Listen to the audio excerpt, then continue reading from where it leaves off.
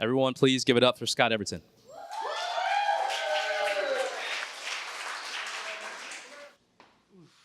All right. Thank you, Joel. Good job. Round of applause for Joel. Joel, I didn't really know you in high school, so we never lost touch, actually. It's not true.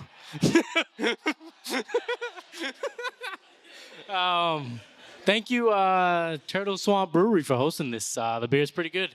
I promised myself I wouldn't have too many beers before I talked, but I failed at that. Thanks, guys.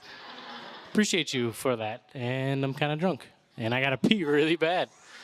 But somebody canceled tonight, so I got extra time, so I'm going to talk a bunch. I sent a bunch of people I'm with the script of like the stuff I'm supposed to talk about, so I'm going to scream out to you what I'm supposed to talk about eventually, because I was going to write a speech, but that failed, and it's snowing outside. So, yeah, I'm going to go through the script, but as I was standing there listening to DJ Nexus, I thought of a story that's like a fun story that I'm going to use with the extra 5 minutes I got because Ernest bullshitted. So I sold glasses for a long time, and I sold glasses in the airport one time. And I was selling glasses in the airport for a while, and one day, Steven Tyler walks in. And, like, he's, like, manic. He's, like, fucking nuts. He's, like, trying on glasses, and, like, he's clearly on cocaine. And, like, he's got these beautiful women with him. And he's, like, trying on all these glasses, and he, like, tries them on, and then he shows me the glasses he has with him. And he goes, like, hey, could you fix these glasses for me? I'm like, yeah, no doubt. So he goes, really? I'm like, yes, I can. And he gives them to me. He goes, okay, cool. And he walks around the store, and he, like, tries glasses on, and he throws them on the counter. He, like, give me these, give me these, give me these, give me these. And throws, like, 6 pair of glasses on the counter. And then he leaves, and he goes, I'll be back. And I'm like, all right.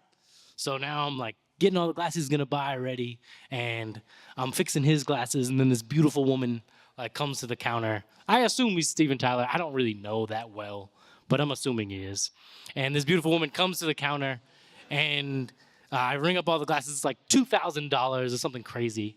And then he comes to the counter. The beautiful woman comes to the counter and pays for it all with a black card. It's the first time I touched a black card. Anybody ever touched a black card? Anybody? It's fucking made of metal. It's crazy. It's not like, it's like a credit card made of actual metal.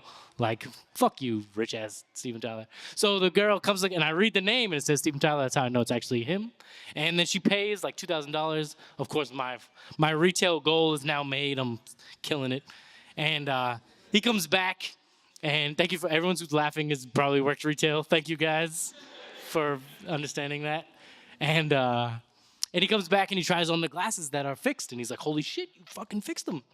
That's probably verbatim what he said, because he's nuts. And he's like, this is crazy. You're so good. I'm like, thanks, Steven Tyler. You're welcome. And he goes, come with me right now. Let's go.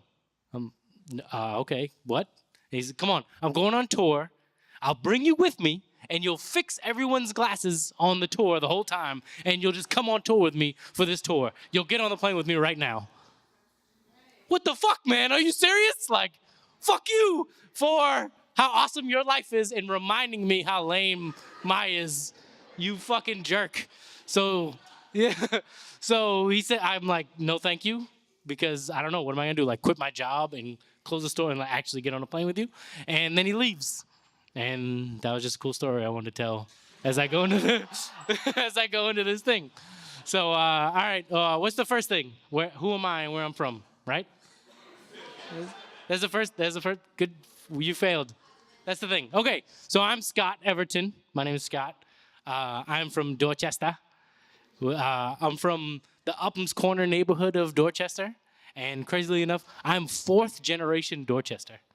My great-grandmother is from Dorchester, which is weird and crazy. Hey, I know it. And yeah, so that's where I'm from. And I lived in the same triple-decker apartment for 28 years. I only lived one place forever, and it was the 3rd floor apartment of a triple-decker in Dorchester. Yeah, I never came around here ever. This is foreign to me. I don't know where I am. And that's who I am and where I'm from. So I lived like a poor urban life my whole life. It's kind of weird being a poor urban white dude because there's no place, I don't belong anywhere. And I made my way through life. You know, I don't have much culture because it's not like there's much genealogy for me to go back on. I don't know where my parents are from. I don't have grandparents. You know, I got four generations of baby mamas behind me, so I don't really know. Like, am I Irish or whatever? I don't know. So anyway, so I take much pride in like the ghetto culture of where I'm from. So I align myself with like poor urban people, and I love those people very much. And so I grew up there, and I eventually figured out I maybe want to be an eye doctor. That's like my one aspiration. So I figured out I want to be an eye doctor, and I go to college. And I graduated from Latin Academy. That's where I met Joel very vaguely. I kind of remember meeting Joel. Joel has a cool podcast that eventually will have a really cool episode on it as well, maybe. That will include a really handsome guy on it as well. This is a jab at Joel because he hasn't published the podcast that has me on it. And so I go to high school at Latin Academy. I graduate, I go to college. So I'm going to Quincy College, trying to be an eye doctor. And I fill medical prerequisites. So I look up eye doctor school, and it comes with this like list. And it's like, fill this list with classes. So I go to the college, I say, fill this list with classes. They go, you have to like get a degree in something. Yeah. Fill this list with classes. And I pay for them. I had invested in the cannabis industry at the time, and I pay for them via my investment. And I like pay cash for everything. I pay cash for books. I pay cash for the degree, and it works really well. I get a degree, and then I apply for optometry school. It costs thousands of dollars to apply for medical school, guys. Like that, just to not get in. I could apply and fail, and then they kept my money to not go there. So I go like, fuck that. That's a bad idea. And it's like, you know, hundreds of thousands of dollars a year in tuition. I go like, I can't live because I'm working selling glasses at the time and paying for school. I can't like live and go to school. This won't work. So that's out the window. So I go and I sell glasses. And then I end up selling glasses for 13 years, which is crazy. So I sell glasses for a long time. But now my 9 to 5. So I manage a community center in the neighborhood that I'm from.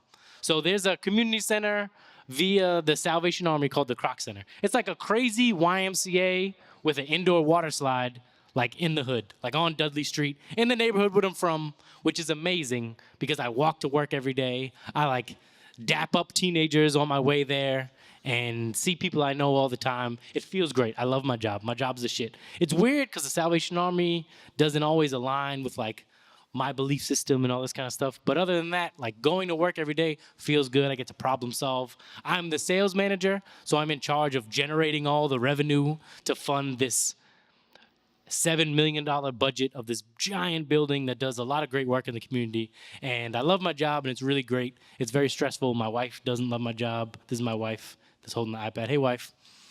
And so she doesn't love my job because I spend too much because I'm a workaholic. So I spend too much time loving my job. And so I manage this community center all day.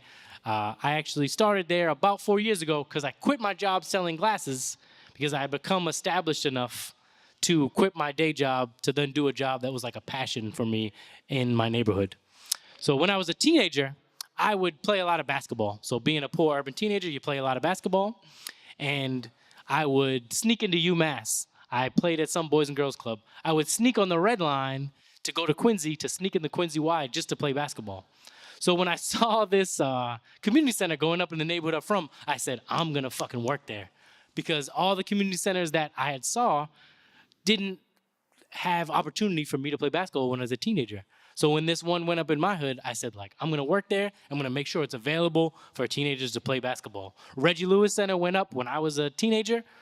I never played basketball there. It's not a place for poor urban teenagers to play basketball. So I made it my like goal to work there. I worked there part-time when they first opened, eventually quit my day job and transitioned, and I have a career there now, which is great, that I love, and it's very good. So that's what I do, and that's where I am. So I quit my job selling glasses. So I worked for this giant conglomerate called Luxottica that everyone here knows, but they don't know it. So they own Sunglass Hut. They own Lens Crafters. Everybody here ever heard of Sunglass Hut? Raise your hand. Yeah, everybody? Thanks, guys. Good job. Lens Crafters also. I see people with glasses on in here. I know you guys know about Lens Crafters or Pearl Vision or Sears Optical or BJ's Optical or Target Optical or the million other places that Luxottica owns. And I worked for them for a long time. It's great. They treat me good. I make lots of money. And Yeah, man, I bagged my wife there. My wife came to buy glasses from me one time, and I bagged her because I'm a G. And yeah, she did actually think I was gay. She actually thought I was gay when she came in, which shows look at how fucking well dressed I am. That's why. Thank you. Yeah, there's still time. Just don't give up on me, guys. So anyway, so I sell glasses for a long time. I make a lot of money. It's great. It's very fun. And then I'm managing a store in the Prudential Center. In the last year that I worked there, I sold $2 million in glasses. The location. We sell $2 million in glasses. $2 million. Holy shit. I said, I gotta get a piece. Like, just give me a piece. In this market, it's snowing outside. Well, I'm selling $2 million in sunglasses. I said, give me a piece. I gotta get a piece of this market. Enough exists that I could survive. I can survive on 200,000. I don't need 2 million. So I'm determined to like start my own business now. So that's when I start thinking about like, how am I gonna start my own business? I ride a bike for transportation, even in the snow. I'm gonna ride home on my bike in the snow. And so I would ride back and forth from work every day. How am I going to do it? How am I going to do it? How am I going to start my own business? And then, like, the idea finally hits me. I love riding bikes. I love selling glasses. What if I sold glasses on a bike? Boom. That shit just happened, guys. That just happened. So I sell glasses on a bicycle. Yeah, it's what I do. I sell glasses on a bicycle. Yeah, is that in the script? I don't know. So I come up with the idea. I start trying to figure out like how can I make it happen. I network. I find an engineer who's like the person responsible for making Solar Flair happen, John Ramos. Big him up. He's my hero. And I eventually like put a prototype together, and I invest, and I build this like thing that's like a box that transforms into a giant retail shop where you buy glasses from it. And it attaches to a bicycle, and I ride it around to places and open it up and like transition into like a retail optical shop. So it's like a mobile shop that I ride around from place to place. And that's how like Solar Flair came to be, which is pretty cool. So that's what I do now.